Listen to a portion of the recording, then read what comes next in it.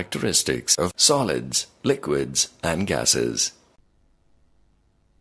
Solids. All solids show the following characteristics. 1. Solids are rigid and incompressible. 2. Solids have fixed shape and definite volume. 3. Solids have their melting and boiling points above room temperature.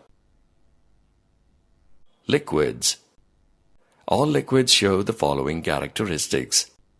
1. Liquids are almost incompressible but less incompressible than solids. 2. Liquids have fixed volume but no fixed shape. 3.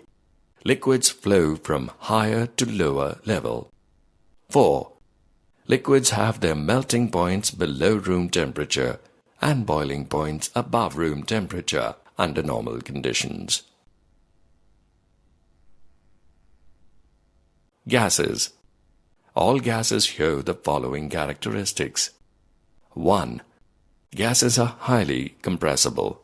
That is, gases can be compressed easily by applying pressure. 2.